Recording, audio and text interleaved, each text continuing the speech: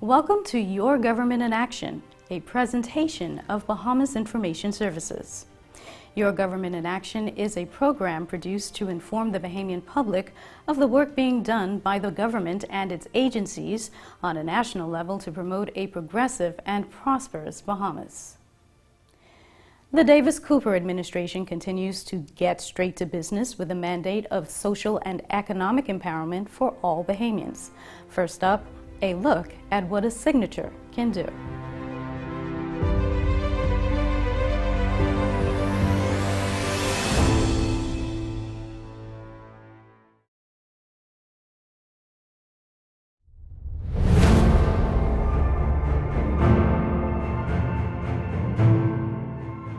The Bahamas is now a signatory on the United Nations Multi-Country Sustainable Development Cooperation Framework. Prime Minister and Minister of Finance, the Honorable Philip Davis, finalized the deed at the Office of the Prime Minister on Goodman's Bay, Friday, February 11, 2022. The regional framework is the most important planning and implementation instrument for UN development activities within countries and gives the Bahamas a seat at the table in shaping reforms for future growth and development into UN actions and impacts on the ground.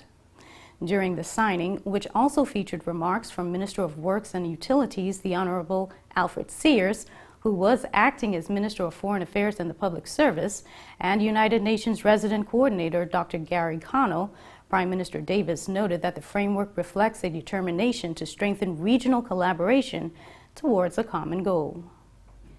During the signing, which also featured remarks from Minister of Works and Utilities, the Honorable Alfred Sears, who was acting as Minister of Foreign Affairs and the Public Service, and United Nations Resident Coordinator Dr. Gary Connell, Prime Minister Davis noted that the framework reflects a determination to strengthen regional collaboration towards a common goal. The Prime Minister also pointed out that in these extraordinary times packed with challenges brought on by the COVID-19 pandemic, among other things, a reinforcement of the country's social protection apparatus, investment in human capital, and the establishment of a robust economic foundation for sustainable growth must be the focus. And he added that his administration's ambition and planning was in line with the framework. As a voice in the discussion and decision-making with the UN's regional framework, the Bahamas will now have more resources to address gaps as far as data collection and analysis, financing, policy development and implementation, and digitization goes, as well as the capabilities of and the service you get within the public sector. In keeping with the Davis-Cooper administration's blueprint for change to make food sustainability a priority in the country, Minister of Agriculture, Marine Resources and Family Island Affairs, the Honorable Clay Sweeting, and farmers on the island of Eleuthera have made a commitment to work together towards that very goal. The minister and officials from both BAIC and BAMSI met with the farmers and tenants of BAIC during a trip to Hatchet Bay on Thursday, February 17th. Held at St. Mark's Methodist Church, the meeting gave those farmers and tenants the opportunity to voice their concerns and have their questions concerning their homeland of Eleuthera answered. On Friday, February 18th, Minister Sweeting, accompanied by his wife and other government representatives, officially reopened the Hatchet Bay Packing House with a ribbon-cutting ceremony. For 5 long years, this place has been closed, increasing the burden of farmers in my constituency. Many see this place as just a building for farmers. But I and very few people understand the importance of what we are doing here today. One of the first projects within the ministry that I tackled was to ensure that this building was refurbished and reopened to support the farmers of Central and South Eleuthera. Hatchet Bay is notably one of the few places in the country with such fertile lands. As home of the breadbasket of the nation, it was one of the utmost importance that this staple in the community was revived to revitalize the farming, especially on Eleuthera. Our goal is to ensure that every method of farming that can be realized on these islands are done. We want to encourage every type of farmer. We will assist the seasoned farmers with tilling their lands, in getting access to potable water. We will engage and encourage youth and our women to use modern technology and innovation to farm efficiently with less effort. Ladies and gentlemen, it's a good day to be a farmer. It is indeed a fresh start for farmers and processors on Eleuthera, especially those from Gregorytown to Savannah Sound, who utilize the facility here of Hatchet Bay Packing House once again by bringing their freshly grown fruits and vegetables for grading, packaging, shipping to the produce exchange in New Providence for the sale to the general public. This facility was closed for a few years because of various conditions. But today, I am delighted to see that it's back up and running again. The newly renovated packing house serves the needs of farmers in Eleuthera.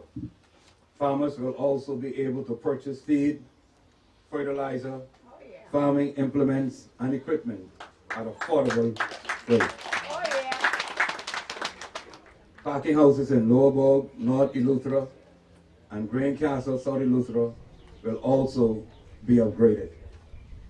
As Executive Chairman of the Bahamas Agricultural and Industrial Corporation, BAIC, which has the management oversight of the produce exchange and packing houses system, I have been mandated by the Ministry of Agriculture, Marine Resources and Family Island Affairs to ensure that all packing houses in Eleuthera, Andros, Cat Island, Long Island, and Abaco are fully equipped and upgraded to meet the needs of farmers on those islands.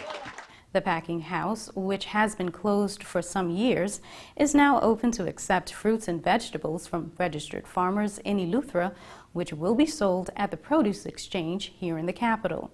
Plans for a building to house a food processing plant and a fish and farm store to be constructed on the grounds of the packing house are in the works. Minister Sweeting said Hatchet Bay was just the first stop on a countrywide mission to encourage farmers in particular, and Bahamians generally, to cultivate the habit of helping to grow what we eat. More Your Government in Action when we come back.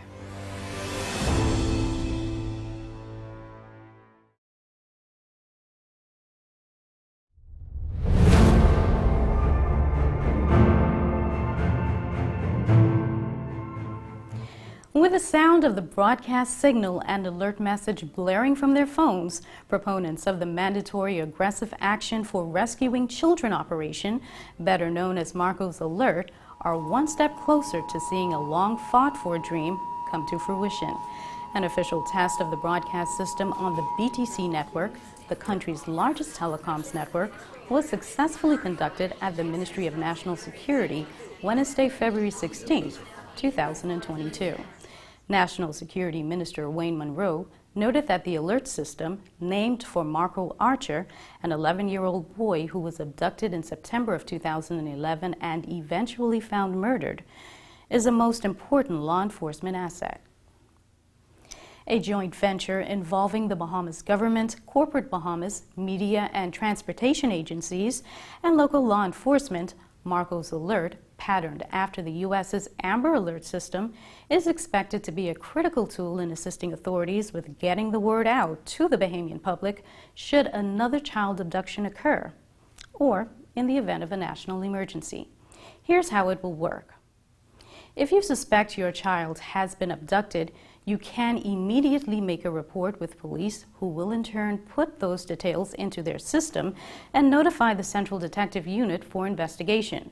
Once the investigation reveals that the child is missing and in danger, the Commissioner of Police will initiate the Marco Alert system, and you, the Bahamian public, will get the relevant information right on your phones and other mobile devices to help bring that child home.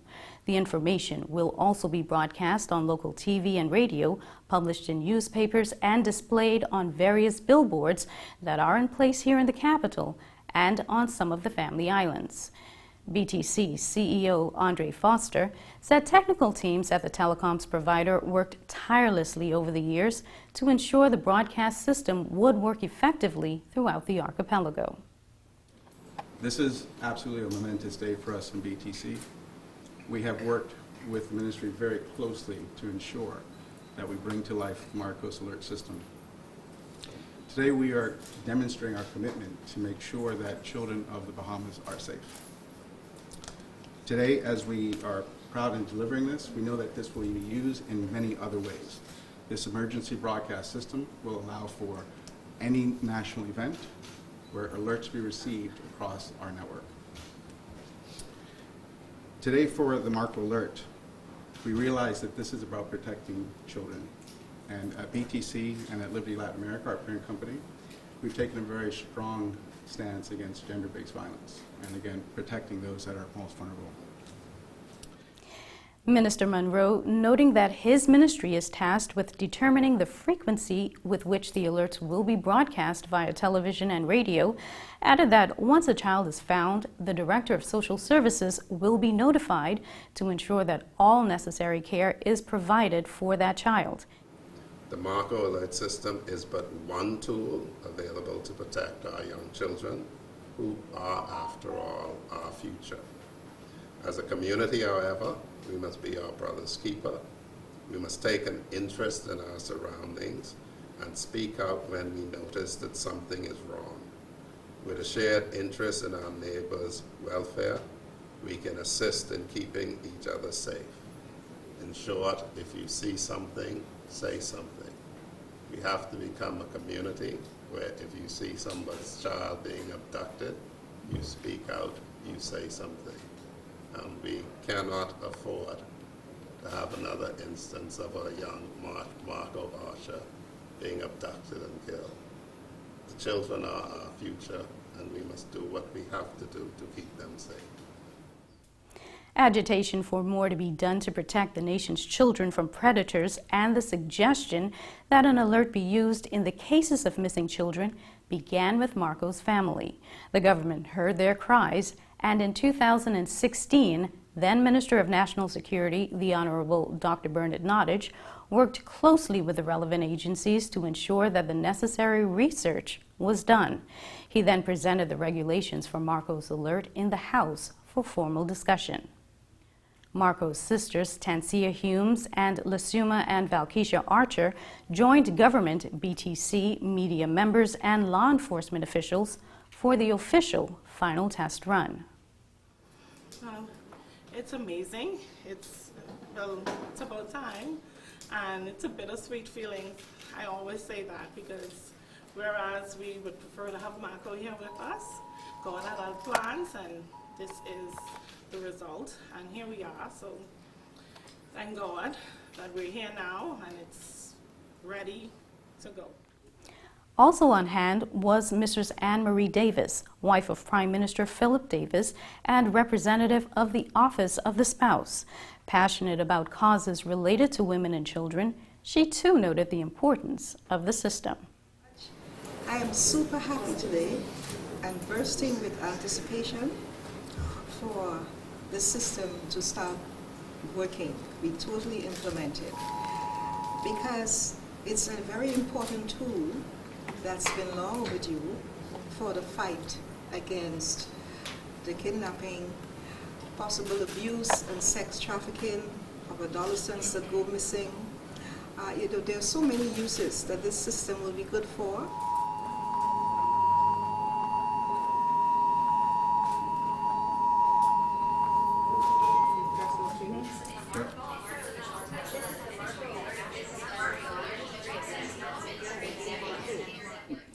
Alive has already conducted similar successful tests on their system.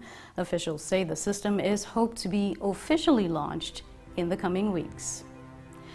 More Your Government in Action in just a moment.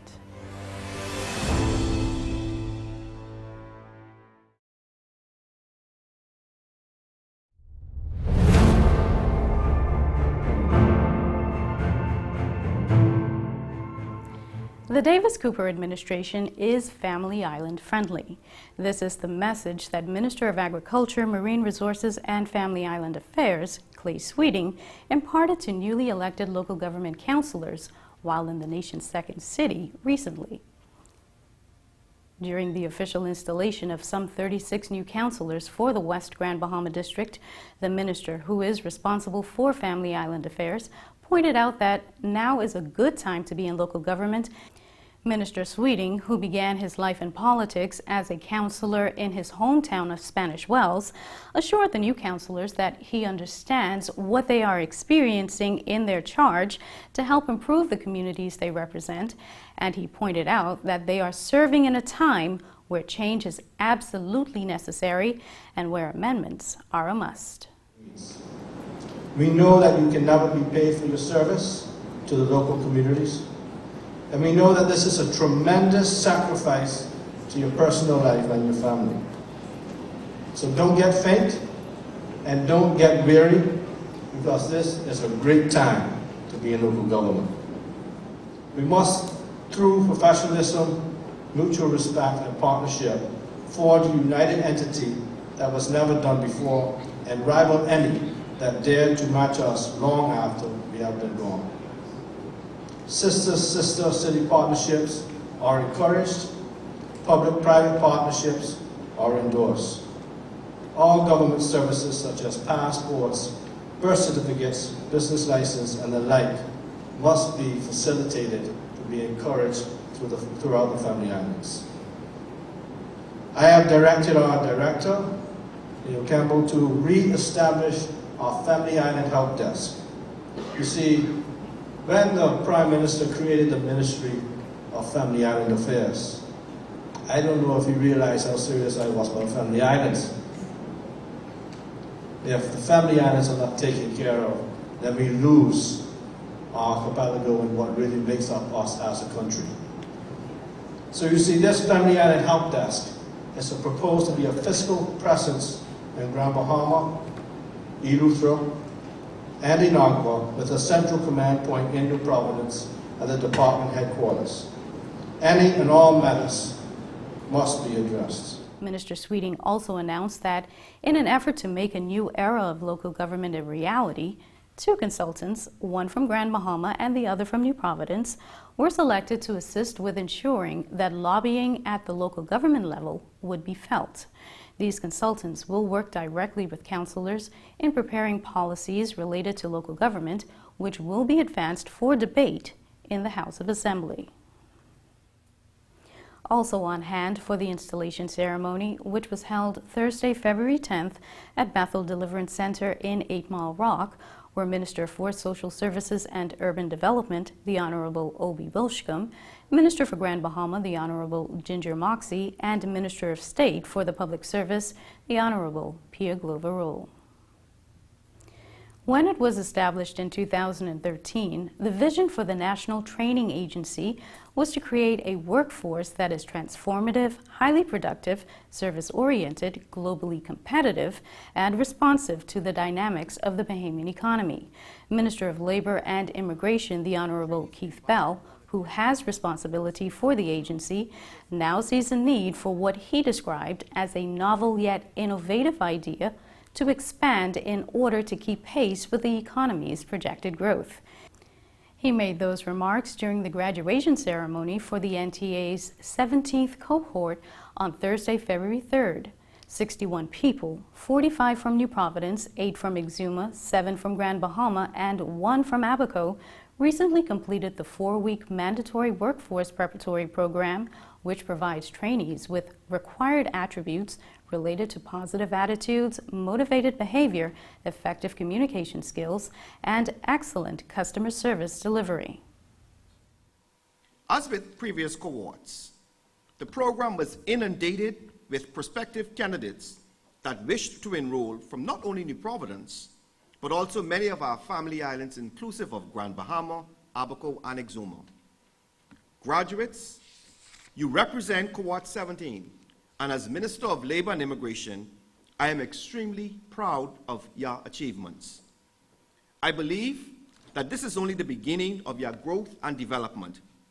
I encourage you to continue to strive to reach your full potential. As Minister of Labor and Immigration, I pledge my full support, unequivocal support, to the work of the NTA and will do whatever I can to assist in its invaluable work. Training providers, I want to tell you, we have to find a better way for our nation to know the sacrifices that you made. They don't make no lot of money and stuff like that, you know.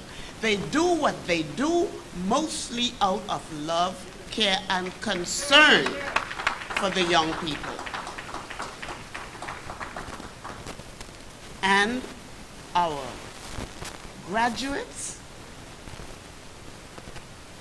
I'm so proud of you, and I'm glad that I met you.